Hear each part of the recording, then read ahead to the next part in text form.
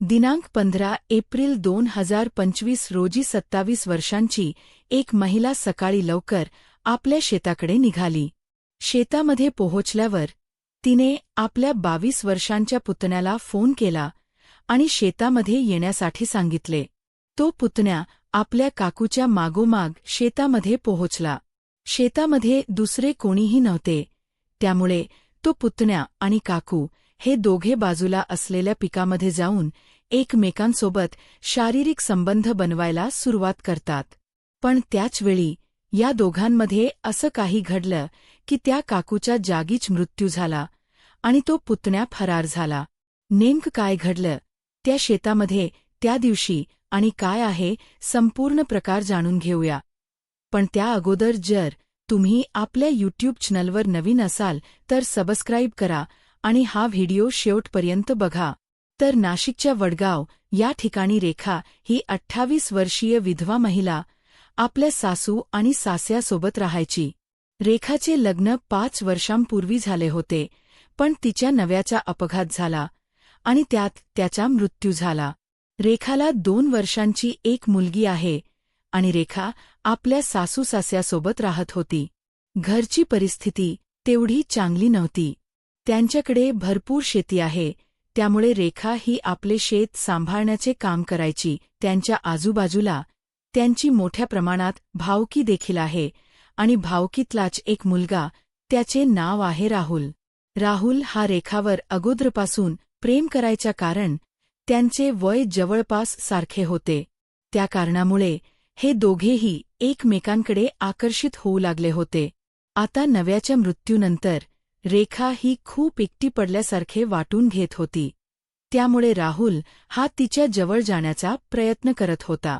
राहुलला रेखासोबत फक्त शारीरिक संबंध बनवायचे होते, तर रेखाला राहुलसोबत लग्न करायचे होते.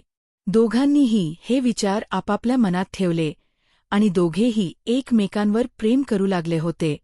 आता रेखा आणि राहुल हे दोघे फोनवर बोलू लागले होते. यांचे नाते काकू आणि पुतण्याचे असल्यामुळे कोणी यांच्यावर शंका देखील घेत नव्हते. या दोघांना कुठेही जायचे असेल तर दोघे एकमेकांसोबत जात होते. रेखाला आपल्या कोणत्याही पाहुण्याच्या घरी जायचे असेल किंवा कुठे मार्केटला जायचे असेल तर ती राहुलला आपल्यासोबत घेऊन जात होती आणि यांचे प्रेमसंबंध अशा प्रकारे वाढत चालले होते. या दोघांमध्ये अनेक वेळा शारीरिक संबंध बनले होते. आता हे दोघेजण एकमेकांसोबत एकदम नवरा आणि बायकोसारखे वागू लागले होते. रेखा ही आपल्या शेतामध्ये देखील जात होती आणि शेतामध्ये जास्त कोणी लोक नसायचे, त्यामुळे रेखा ही राहुलला देखील आपल्यासोबत बोलवायची आणि राहुल देखील रेखाच्या मागोमाग शेतामध्ये पोहोचायचा आणि दोघेजण शेतामध्ये देखील एकमेकांसोबत राहत होते. असं यांचे नाते घट्ट झालं होतं. आता रेखाला राहुलसोबत लग्न करायचे होते, पण राहुल हा फक्त तिचा उपभोग घेऊ लागला होता. राहुलला भीती होती की जर या सगळ्या गोष्टी त्याच्या घरी माहिती झाल्या तर त्याचे काही खरे नाही. त्याचे वडील त्याचा जीव घेतील. त्या कारणामुळे तो हे सर्व इथेच थांबवण्याचा प्रयत्न करत होता. रेखाला समजून सांगण्याचा तो प्रयत्न करायचा, पण रेखा ही राहुलसोबत लग्न करण्याचा ठाम निश्चय करून बसली होती. यामुळे आता राहुलला कोणताही रस्ता सुचत नव्हता. तो तिच्यापासून दूर जाण्याचा प्रयत्न करू लागला होता. रेखाही त्याला वारंवार फोन करायची, आपल्या जवळ बोलवायची, आपल्या घरी आपल्या शेतामध्ये बोलवायची आणि त्याला आता ब्लॅकमेल देखील करू लागली होती की जर तू माझ्यासोबत बोलणार नाहीस किंवा मी म्हणेन त्यावेळेस तू येणार नाहीस तर मी माझ्या जीवाचे काहीतरी करून घेईन आणि तुझ्यावर आरोप टाकून देईन किंवा मी पोलीस ठाण्यात जाऊन तुझ्या विरोधात अत्याचाराचा गुन्हा दाखल करेन. अशामुळे राहुलला खूप भीती वाटू लागली. त्याला समजत नव्हते की या सगळ्या गोष्टींतून आता नेमके बाहेर कसे पडायचे. त्याने खूप प्रयत्न केले की आता रेखापासून दूर राहायचे, पण रेखा हे सर्व होऊ देत नव्हती, कारण तिला आता राहुलसोबत लग्न करायचे होते. काही दिवसांचा वेळ निघून जातो. तारीख होती 15 एप्रिल 2025ची. त्या दिवशी राहुल हा आपल्या एका नातेवाईकाच्या येथे जाणार होता 8-15 दिवसांसाठी, आणि ही गोष्ट रेखाला माहिती होती. रेखा ही आपली सकाळी लवकर शेतामध्ये निघून जाते आणि राहुलला फोन करते. राहुल आपल्या गावाला जाण्याची तयारी करू लागला होता, पण रेखा राहुलला म्हणते की काहीही कर, आत्ताच्या आत्ता शेतामध्ये ये. राहुल या गोष्टींना नकार देतो, पण रेखा ऐकायच्या मूडमध्ये नव्हती. त्यावेळेस राहुलचा पारा चढला आणि तो घरामधला एक चाकू घेऊन शेतामध्ये पोहोचतो.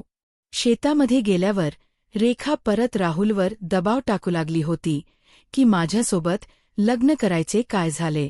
जर लग्न करणार नाही तर मी तुझ्यावर आरोप करेन की तू माझा अत्याचार केला, तू माझ्यावर बलात्कार केला. अशामध्ये राहुलला कोणत्याही गोष्टी सुचत नव्हत्या. त्याने विचार केला की आता याचा जीव घेणे हा योग्य पर्याय आहे, आणि रागाच्या भरात जेव्हा या दोघांची भांडण झाली, राहुलने काहीही विचार न करता रेखाच्या गळ्यावर आणि छातीवर वार केले, आणि त्यामध्ये रेखाचा जागीच मृत्यू झाला. यानंतर अर्धा तास राहुल त्याच ठिकाणी बसून राहिला आणि विचार करत राहिला की हे सर्व मी फार चुकीचे केले आहे, पण त्याच्याकडे कोणताही मार्ग उरला नव्हता, आणि तो आता सरळ वडगाव पोलीस स्टेशनमध्ये जाऊन आत्मसमर्पण करतो. त्यानंतर पोलिसांनी या घटनेचा पूर्ण तपास केला आणि राहुलला शिक्षा द्यायला सुरुवात केली होती, आणि आरोपी जो होता तो पोलिसांना सापडला होता. अशा प्रकारे अनैतिक संबंधांमुळे एका महिलेचा जीव गेला आणि राहुलने आपले संपूर्ण जीवन उद्ध्वस्त केले.